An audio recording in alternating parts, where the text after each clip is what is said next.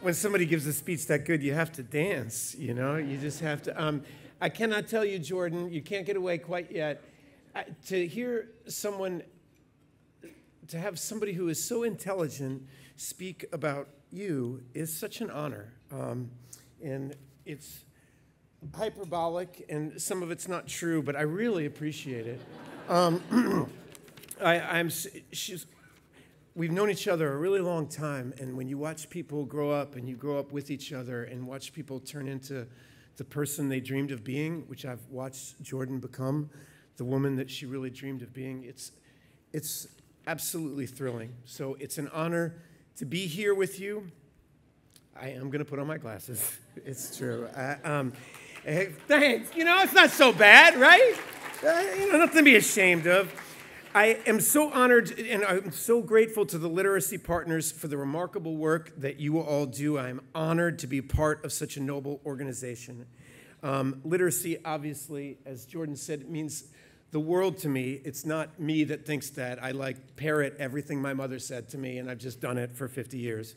But one of my favorite quotes is by old man Ralph Waldo Emerson, somebody who's mentioned a lot in one of my first films, Dead Poets Society. They talked about old Waldo and Uncle Walt and Thoreau. And Emerson said, "I cannot remember the books I've read any more than the meals I've eaten.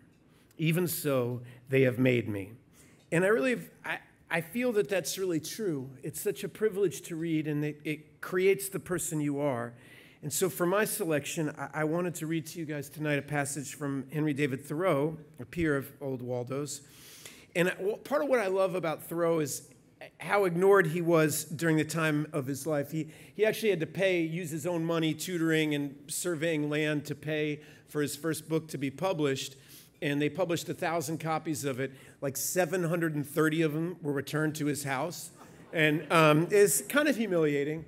And then he went off and tried to write his really commercial book, Walden Pond, which fared about the same. But to me, what makes him so remarkable and his greatest accomplishment, and kind of why I want to talk about him tonight, is his journals. He didn't invent some fantastic new realm, but instead he just simply observed the natural world that was actually around him at every moment with passion and insight. And though these journals were never published in his lifetime, they functioned like an unseen rock being tossed into a great lake, seemingly insignificant at first, but the ripples of the stone are felt on every shore. Tolstoy discovered these, championed his ideas, Gandhi from there, Martin Luther King from there, and we have all, every single one of us in this room, been the benefactors of the discipline and freedom that he found in his mind. And why I find journals so remarkable is regardless of education, economic status, any one of us can, if we know how to read and write, keep a journal. It helps us organize our thoughts, understand what we see, and with the right eye and faculty to write, the ordinary world around us can be witnessed, understood, and all the false notions of society are exposed. And I just want to offer you tonight a small example of why I love these journals. This one is dear to my heart because it has to do with the Hawke, and it somehow caught my attention. April 29th.